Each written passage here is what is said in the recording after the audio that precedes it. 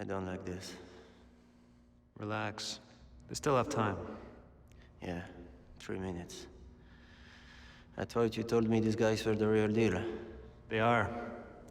I have a colleague that vouched for these guys 100%. They're never late, never wrong. I would hope so, sir. You're playing a dangerous game at a dangerous level. If your father finds out that... He won't. Trust me, Hardy. You may know my father from a business perspective, but I know him from the other side. And the last thing he's ever gonna expect is a power upheaval from his disappointment of a son. Yeah, well, I've seen what your father's capable of, and I'm not entirely sure what blood ties will interfere with that. They won't. Your father relates more strongly to his corporate identity than to his genetic identity. If anything, I think he would use the passing of his own son as an opportune business strategy to garner public support for the company. If he were to find out, of course. Right, and that's how we came to you. You came highly referred to us by our colleagues at Izanagi. In fact, they said that you were responsible for their 8-point climb in '06. How did that happen? Oh, I'm afraid I can't divulge that information. Let's just say the butterfly effect isn't the only thing that can cause hurricanes in the South Pacific. Good. It's my colleague, Mr. Hardy. Louis Hardy. Long time no see. This is my associate, Stella Morris. Gentlemen.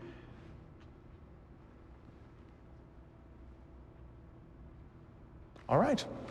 Let's get to it, shall we? Let's. So, as we all know, GCOM has been rated as the #1 global energy company. You can spare us your accomplishments, Mr. Glaucus. We're all well aware of them. What you could indulge us in is your failures, with which I'm sure this meeting is concerned. You're referring to the incident in the North Atlantic. Quite a spill. Yes, our competitors could not have chosen a better opportunity to attack the company. My father, as expected, has taken this opportunity to defend it. It's funny. Your ancestors survived the last extinction by feeding off the carcasses of fallen giants. Seems old habits die hard. I'm sorry? Death, Mr. Glaucus. Destruction's the basis for your father's empire. Well, all empires, to be fair. Your father has every reason in the world to be afraid for his company. He is in the business of harvesting something that cannot be taken. And that harvest is reflecting back some rather haunting truths.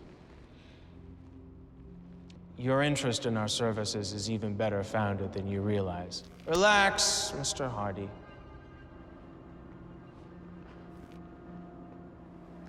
What's this? Are you familiar, Mr. Glaucus, with the concept of fractal equations? No. Echoes. Mathematical patterns that repeat themselves on every observable level. Tree branches. Seashells. Spiral galaxies. Eternal rivalries. 17 years ago, these very walls listened in on a very similar conversation to this one. Go ahead. Have a listen. Let me introduce my colleague, Agent Dusk. Dusk, Irons, these are my colleagues, Mr. Frost and Mr. Hardy. As you know, the world of energy has presented itself a great opportunity in the recent conflict overseas. Destruction always does. Indeed. And as expected, our competitors are all waiting for the most opportune moment. Unlike us. Your father has different plans? The old man's a fool. How is the old man? Believe me, I've made my rounds. I've looked into assassinations. The man is a rock. Even rock's shadow. Mr. Glaucus, we will do this for you. And there will be consequences. I was an alto back then. So much for my singing career.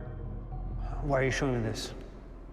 Because, like all organized systems, we have our own construct to follow.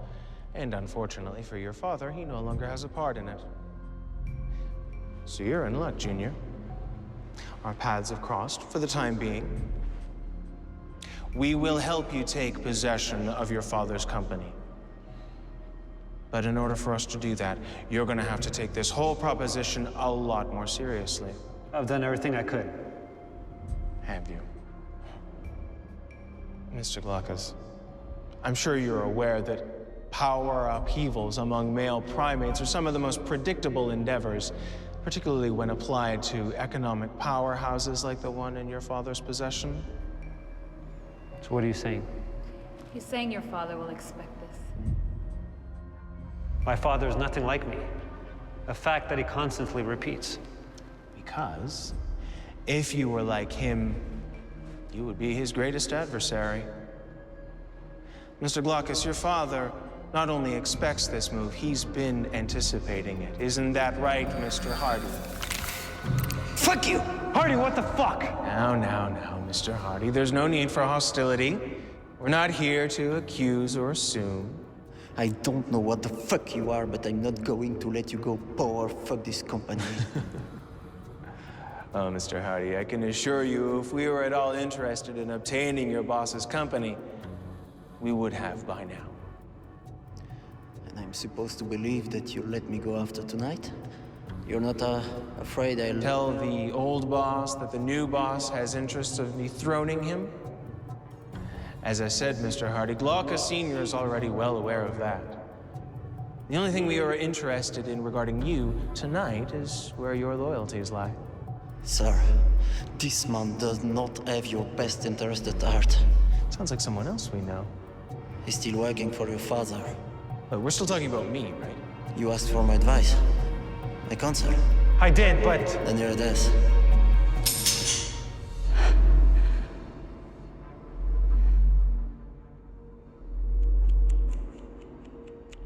"16 years, and you still haven't learned to keep track of your guns. Don't worry, Mr. Glaucus. We'll sort out this whole thing in no time. Meanwhile, you may want to pay closer attention to the company you keep. Now, if you'll excuse us, gentlemen, we have other clients to tend to. Morris.